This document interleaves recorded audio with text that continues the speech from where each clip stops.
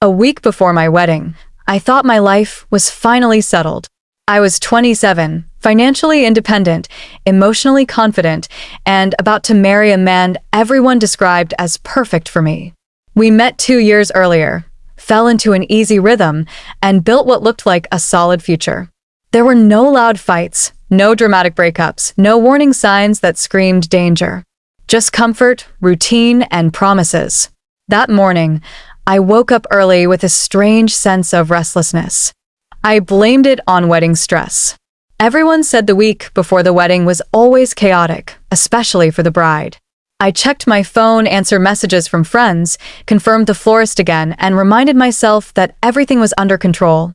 By noon, I was dressed casually and on my way to the restaurant where our wedding dinner was scheduled. It was a classy place downtown, modern but warm, with soft lighting and private seating.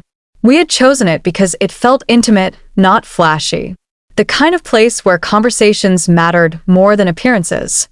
I wasn't expecting anything emotional that day. I just needed to finalize the menu and seating layout with the manager. Simple decisions. Chicken or fish. Table spacing. Nothing that required my heart to be involved.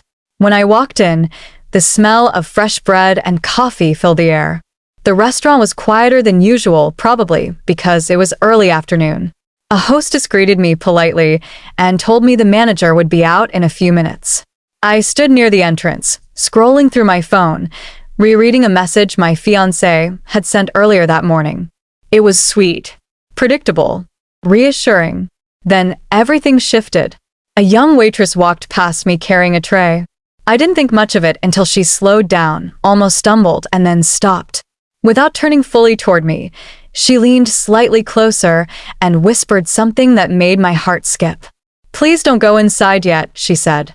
I looked at her, confused. "What?" She swallowed hard. "Hide behind the divider at the back. I don't have time to explain. Please. Just trust me." Before I could ask another question, she straightened up and walked away, disappearing toward the kitchen as if nothing had happened. I stood there frozen. My first reaction was disbelief. Who says something like that to a stranger? For a moment, I thought maybe she had mistaken me for someone else. Or maybe it was some strange joke. I glanced around, half expecting someone to be watching, laughing, filming something. No one was. The entrance was quiet.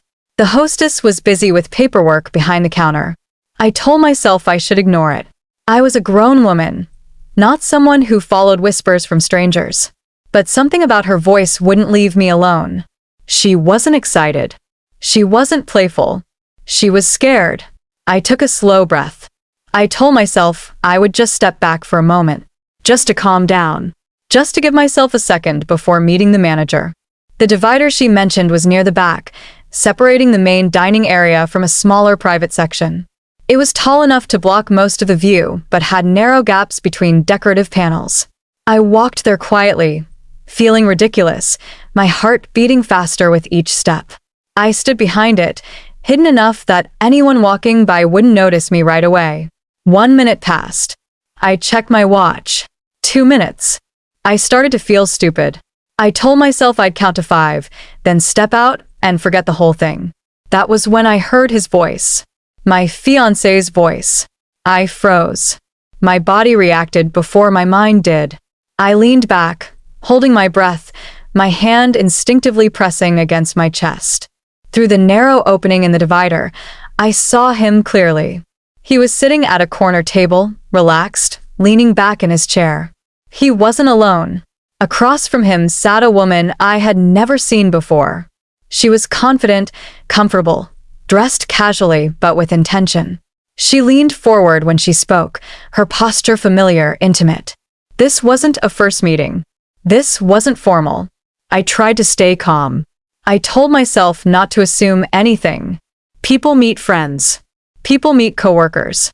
There could be a reasonable explanation. Then she reached across the table and placed her hand over his. He didn't flinch. He didn't pull away. He smiled. My stomach tightened so hard it felt like I might be sick. I covered my mouth, terrified that I might make a sound. They were talking quietly. I couldn't hear every word, but I caught fragments. You promised, she said, her tone low but firm. I know, he replied. Just give me time. Time for what? My mind raced, searching for logic, for something that would make this harmless. She tilted her head, studying him. What happens after the wedding? She asked. He looked around quickly, then leaned forward. His voice dropped even lower. Nothing changes, he said. We just have to be careful. Careful. That word felt like a punch to the chest. I felt dizzy. My legs weakened, and I leaned against the divider to keep myself standing.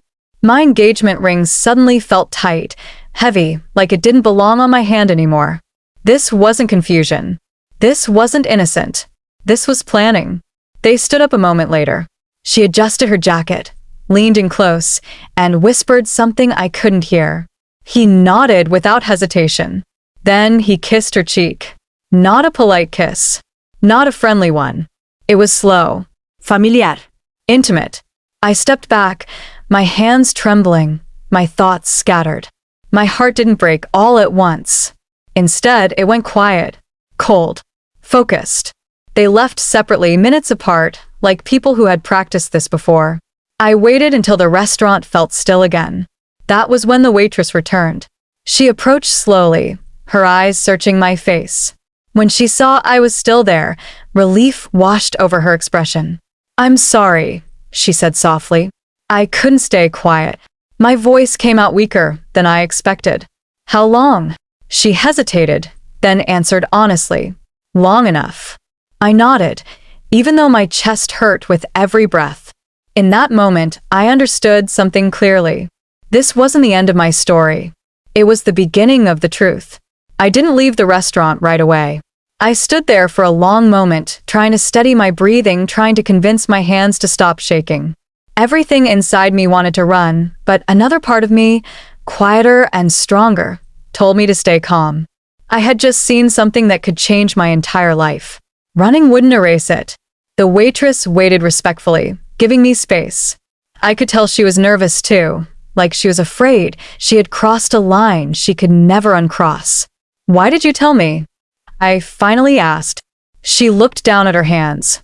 Because I've seen this before, she said. And because you deserve to know before it's too late. I nodded slowly. I didn't ask her to explain more. I wasn't sure I could handle details yet. Right then, I needed control, not more pain. I thanked her, walked past the hostess, and stepped outside into the afternoon light.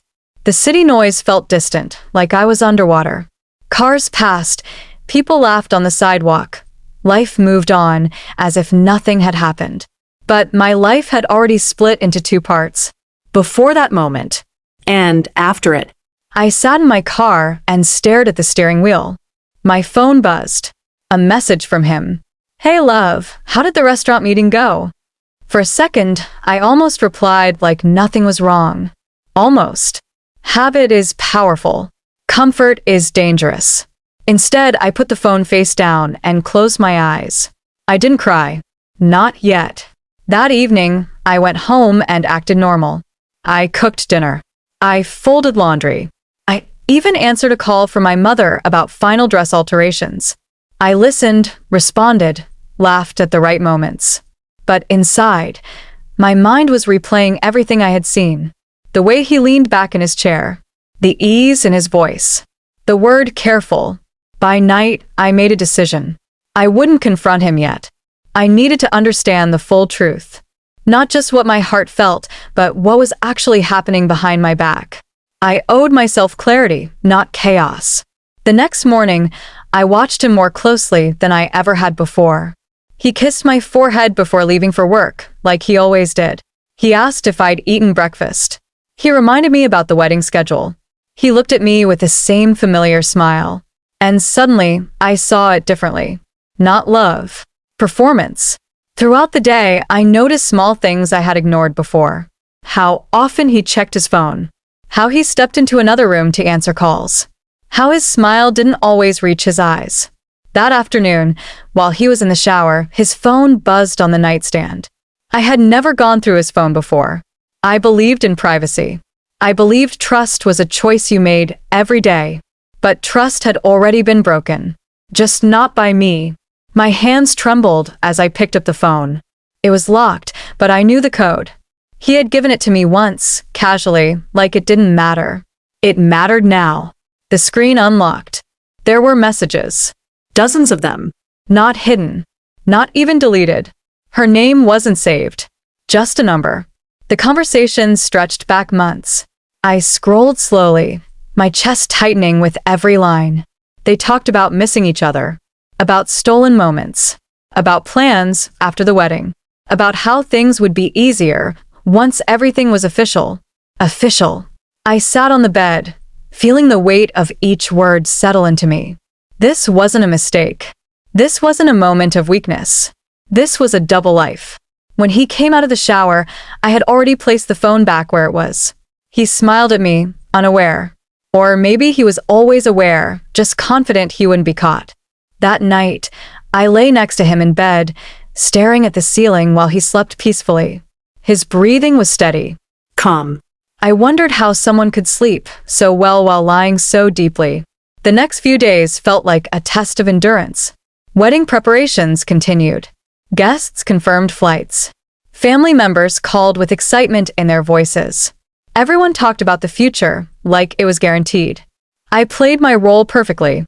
Inside, I was gathering strength. I met the waitress again 2 days later. I went back to the restaurant under the excuse of checking seating arrangements. She recognized me instantly. "Are you okay?" she asked quietly. "As okay as someone can be," I replied. "I just need to know one thing. Do you know who she is?" She hesitated, then nodded. "She comes in sometimes. They've met here before. More than once." That was all I needed. On the drive home, I realized something important. I wasn't just hurt. I was angry. Not the loud, destructive kind. The focused kind. The kind that sharpens your thoughts instead of clouding them. I started planning. Not revenge. Not drama. Truth. I deserved the full truth, and I would decide what to do with it on my own terms. That night, I sent him a simple message while he was sitting right next to me. "We need to talk soon. Really talk." He looked at his phone, then at me. "About what?" he asked casually. I smiled. "About everything." He didn't answer right away. He just looked at me for a second longer than usual, like he was trying to read something on my face that wasn't there anymore. Then he smiled, leaned back against the couch, and said, "Sure, whenever you want." That was the moment I knew he still thought he was in control. I nodded, turned back to the television, and pretended to focus on the screen. Inside, my thoughts were clear for the first time in days. I didn't want excuses. I didn't want half-truths. I wanted to see how far he would go to protect the lie. The next morning, I told him we would talk after dinner. I kept my voice calm, almost gentle. He agreed easily, kissed my cheek, and left for work like it was any other day. As soon as the door closed behind him, I sat down at the kitchen table and took a deep breath. This conversation would decide everything. There would be no going back afterward. I spent the day preparing, not in the way people usually prepare for a confrontation. I didn't rehearse angry speeches. I didn't imagine myself yelling or crying.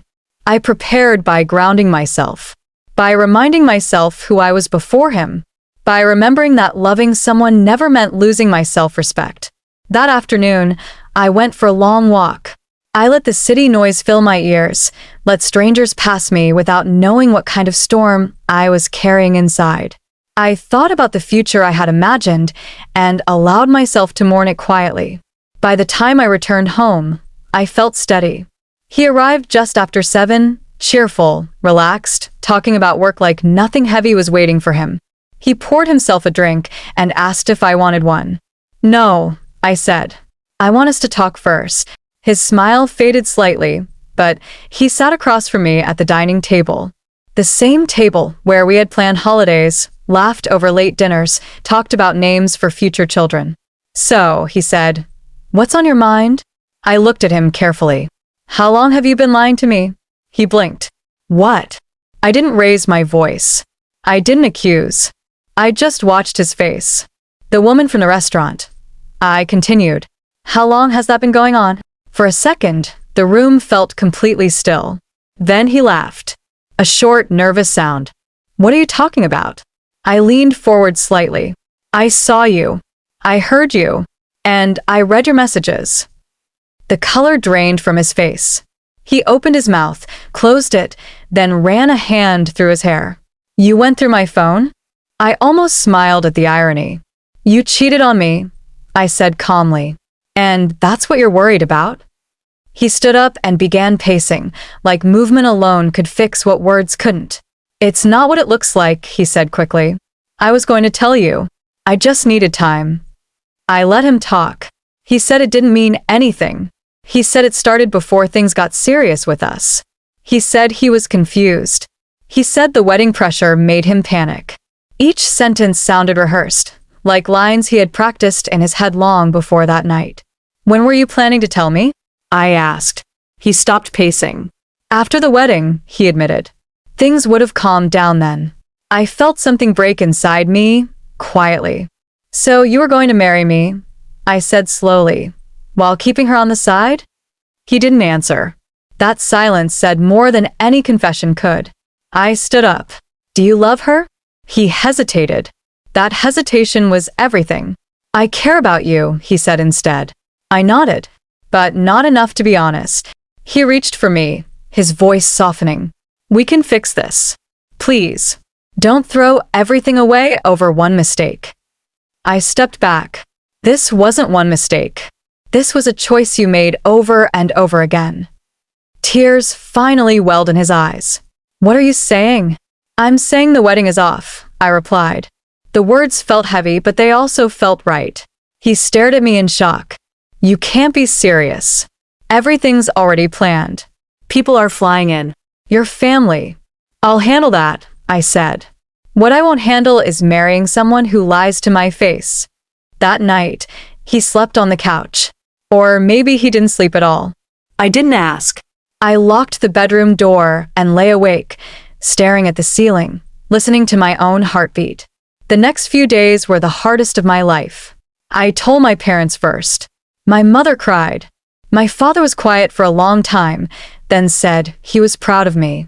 Friends reacted with shock, disbelief, questions. Some asked if I was sure. Others told me I was brave. The wedding was canceled. Vendors were notified. Guests were informed. Explanations were given without details. I didn't owe anyone the full story. He tried to call. He sent messages apologizing, promising change, begging for another chance. I didn't respond. One evening, as I packed my things to move out, my phone buzzed again. A message from an unknown number. I'm the woman from the restaurant. I think you deserve to hear the truth. I stared at the screen, my heart pounding. Somehow, I knew this wasn't over yet.